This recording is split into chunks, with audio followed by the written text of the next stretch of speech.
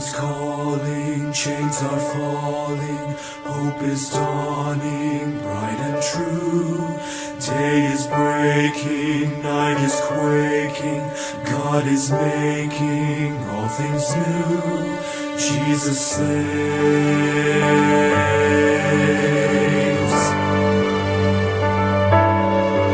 Hear the heart of heaven beating, Jesus saves, Jesus saves, and the hush of mercy breathing, Jesus saves, Jesus saves. Hear the hosts of angels sing, glory to the newborn King, and the sounding joy repeating, Jesus saves. See the humblest hearts adore Him, Jesus saves, Jesus saves, and the wisest bow before Him, Jesus saves, Jesus saves. See the sky alive with praise, melting darkness in His blaze. There is light forevermore in Jesus saves. We will live our sorrow sharing, Jesus saves, Jesus saves. He will die our burden bearing, Jesus saves, Jesus saves. It is done, we'll shout the cross, Christ has paid redemption's cost, while the empty tombs declaring, Jesus saves. Rising up so vast and strong, lifting up salvation's song. The redeemed will sing forever, Jesus saves.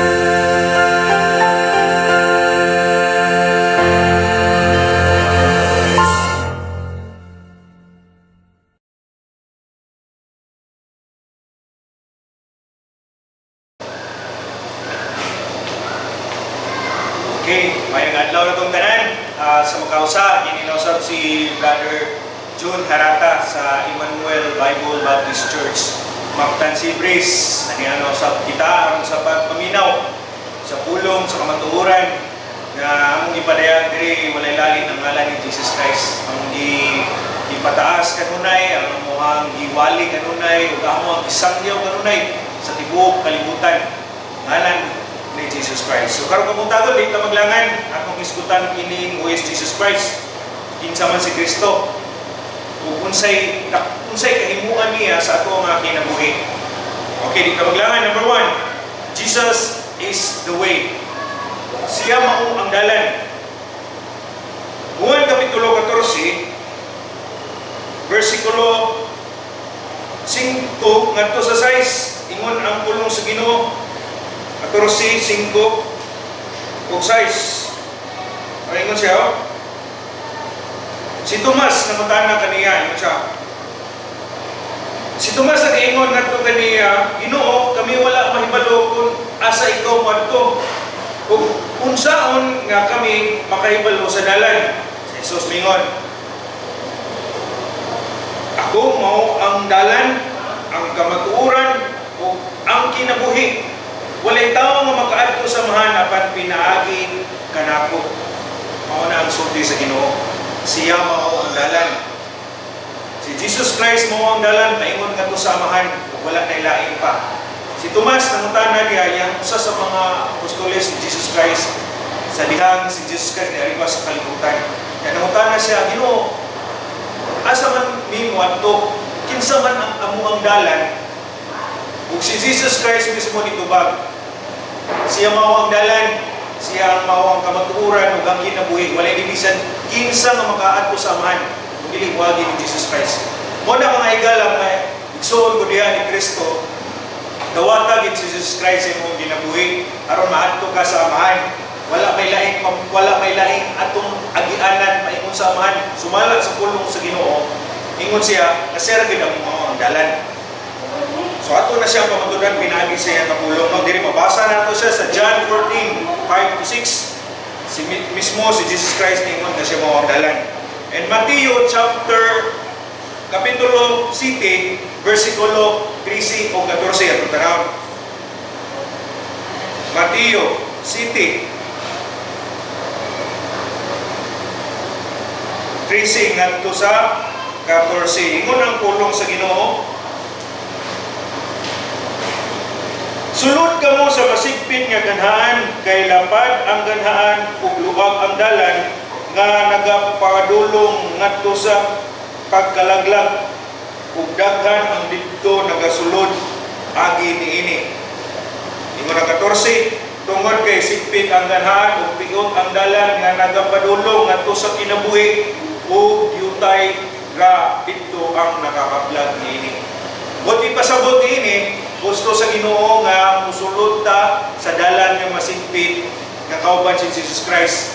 Na wala nagpasabot nga ang kalibutan daghan kaayo sila'y tinuod. Biblical principle ingon ang Ginoo, sulod kamo sa dalan nga masigpit tungod kay sigpit ang ganhaan ug piot ang dalan nga nagapadulong ngadto sa kinabuhi ug jutay ang didto ang nakakaplag niini. Kung mutuo ka ni Jesus Christ, imuhang dawaton si Jesus Christ kay imong manluluwas, usa ka ini nga nakakaplag nga dalan. Imuha naman na kining kinabuhi nato it's a matter of choice. Kay imuhang dawaton pa si Kristo nga imuhang manluluwas or magpabilin ka sa kinabuhi nimo karon kung asa ka nga gisunod. Ang imong kinabuhi no, wala kay laktod pa istorya, wala kay paingnan kung magbase ka sa tradisyon sa kalibutan. Wa kay paingnan kung nagsunod ka sa unsay daghan o unsay majority sa kalibutan. Ingon ang Bible, sulod ka mo sa masigpit nga dalan aron makaplagan ninyo si Jesus Christ sa inyo ang kinabuhi. Ay dili man mo matter, dili man ipadaghanay, dili man ang kalibutan. Kung diri sa Biblia, kung ba siya, dili man, wala man ingon ang Biblia, ato mo sa daghan, ato mo sa daghamanimba, kay natin ko ang tinuod. Mabasa man na ito diri, saon ba yun na ito, anaman na diri sa Biblia, nga ningon man ang Ginoo, masulod ka mo sa dalan, nga masigpit, tungod kay naa dito ang kamatuoran. So ato na lang siyang isiyon, no, ato ni siyang giwali, aron ang katawan masayon. Aron ang katawan, di musay, in other words, ka nang dili bitaw mabutaan sa kamatuoran. So ikaw karon nga naminaw ka, nagaigda kong pagtagad nga dili mo ingon ba nga relihiyon na mga oraktaran na sila, wala. Ang among giwali diri no, wala ilain gyud si Jesus Christ sa gidapakaluwas. Si Jesus Christ sa gidpamawangdalan, maturan ug ang kinabuhi.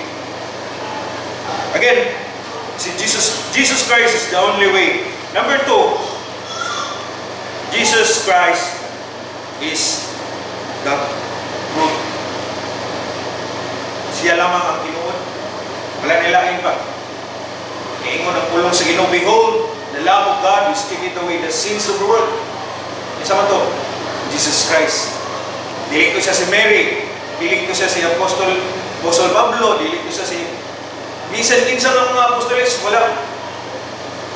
The name of Jesus Christ, every knee should bow. Things in heaven, things under the earth, everything, mubaw din sa iya. Wala ilaing ipadala diri sa kalibutan, aron ang kalibutan makabaton og kaliwasan. So ang kamatuoran naara gid ni Jesus Christ. Wala ni bisan kinsa. Anawon nato ang Bible. In John chapter 17, John 17, verse number 17. Ngayon ang pulong sa Ginoo. Balaan na sila pinaagi sa kamatuoran, ang imong pulong kamatuoran.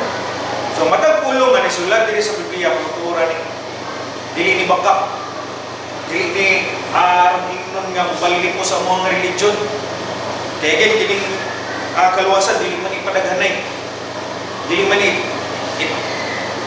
siya ingon nga sa daghan o tinuod. It's not about quantity, it's about quality. Mo man importante, kung sa man ang daghan ta, kung sa man ang daghan mo, nya wala di ang kamatuoran. Ang kamatuoran, ang tinuod na alamang na nimo makaplagan. Diha ni Jesus Christ, dili na nimo makaplagan sa lapad nga katawhan nga nag-worship sa dili tinuod nga Ginoo. Ang tinuod nga Ginoo ingon ko ikaw si Jesus Christ. Siya rin gipadala diri sa kalibutan aron ang tao maluwas. Imagine nimo ha, ipaagasan kag dugo. Nagpakauwaw siya nimo, nagpakauwaw siya sa lapad ng katawan, ilubuan pa siya. Bagamurang ibugal-bugalan siya ba? Tungod og alang lang nimo, nako, natong tanan. Susihan mo galingon ang ayan mo kaluwason. Susihan mo galingon ang ayan patang kaluwason. Wala ni bisan usa ka porsyento nga ayan kaluwason. Tungod kay mga kaaway ta sa Ginoo. Sugad pa kaniadto sa panahon pa ni Adan ug Eva. Nga ni kuan sila nga disobey sila sa Ginoo. Usa gibuhat sa Ginoo aron mabalik ta kadto niya. Siya mismo ni ari sa kalibutan. Aron sa pagtangtang sa tanang mga dili pagkamakatrangaron diri nato. Dili na isyu ang sala karon nga ang tao may perno. Tungod kay gibayran na ni Jesus Christ dito sa cross sa Kalbaryo. Ang isyu karon ang tao may perno sa dili niya pagtuo ni Jesus Christ kaya ang maluluwas. Kaya may laing maluluwas, wala may laing dalan, wala may laing kamatuoran diri sa isulat sumala sa pulong sa Ginoo. Jesus Christ ang maging mo na ang isyu sa tao nga may perno siya no. Tungod kay nagsunod siya sa tradisyon sa kalibutan na dili tinuod. Kumbaga mingon na lang siya nga kung siya kung namatan ang kahayag mo sa ako sundon. Ang kahayag aron ka masayod nasa pulong sa Ginoo. Dili sa Biblia. Basahin mo Bible, na kay Bible diha. Then aron ang kamatuoran mahimo ni matag mo kagawasan. Number 1, Jesus is the way. Number 2, Jesus is the truth. Number 3, Jesus is everlasting life. Siya ang kinabuhing walay katapusan. John 3:16. Mga nagpulong sa Ginoo. Sa Juan Kapitulo 3, versikulo 16. Kay ang Diyos na higugma pagayo sa kalibutan nga siya mihatag siyang bugtong ipagkataong nga anak aron si bisan kinsa nga nagatuod diha kaniya di malaglag apan aduna na kinabuhing walay katapusan. See? Naaragid ni Jesus Christ ang kinabuhing walay katapusan. Naaragid ni Jesus Christ ang everlasting life na atong ipangita. Ay kining tanan diri sa kalibutan, always remember, biyaan na ni nato. Always remember, kung sa'y kaptangan, ganahan mo karon, ito pagkagsakinan, ito pagkagbalay, mura ng biyaan. Duharangay kamutang ang imong aton. Kung imong dawaton si Jesus Christ na imong manluluwas, langit ka. Dili mo siya dawaton, kung magpadayon ka sa tradisyon, kung asa ka karon, luoy kay ka, sumala sa pulong sa Ginoo. Dili mo ikaw matod langit, sikon sa pagkakamayo, sikon sa pagkakaadunahan, sikon sa pagkakamanggihantagon, perno lang yapon ka. Wala may namukom, sumala sa pulong sa Ginoo. So atong masahon, John 3:36, no? Siya nga nagatuo sa anak, adunay kinabuhing walay katapusan. Ug siya nga wala nagatuo sa anak, dili makakita sa kinabuhi. Apan ang kakumot sa Dios nagapabilin diha kaniya. See? Kung ikaw motuo ni Jesus Christ, aduna kay kinabuhing walay katapusan. Dili nimo siya tuuan, ang kapumot sa Dios magapabilin diha kanimo. Meaning to say, itambog giga dito sa linaw nga kalayo, hindi ka motuo ni Jesus Christ. Hinumdum mo gina. Nga siya rin ang dalan, matuuran, ug ang ginabuhi. Dili ka makadto sa man, sumala sa pagpamahagi, dili sumala sa pulong sa Ginoo through Jesus Christ. John 5:24, ang Bible. Ato ni siya pamatudan dili sa Biblia, dili man ato pasiata or kanang mga tinutuko nga sugilanon ba. Ako baga gikan lang sa tong namuna, gikan ni sa pulong sa Ginoo. John 5:24. Ingon ang pulong sa Ginoo. Sa pagkatinuod ako mag-ingon nganha kaninyo. Siya nga nagapaminaw sa akong pulong ug nagatuo kaniya nga magpadala kanako. Adunay kinabuhing walay katapusan. Ug dili moadto sa pagkahinukman silot apan miagi na gikan sa kamatayon ngadto sa kinabuhi. Naaragay ni Jesus Christ ang tanan utang. Mao dire sa among simbahan, among kanunay pasidunggan iyang ngalan, among kanunay pasidunggan ay iwali ang iyang ngalan. Dili kami mga wala na sa Ginoo, igamit ang sa Ginoo aron iyang pulong mawali. Siya ra ginang luluwas. Diri sa Bible siya man sa ang itumong nga mo'y makaluwas atong alam. Number 1, Jesus is the way. Number 2, Jesus is the truth. And number 3 and the last, Jesus is everlasting life. So makuha lang natin mga everlasting life mo, inabuhin mo lang kagapusan, hindi mo siyang gawaton. Or kita, simple as that. Ang kaluwasan, di mo sa Ginoo, di kita mo.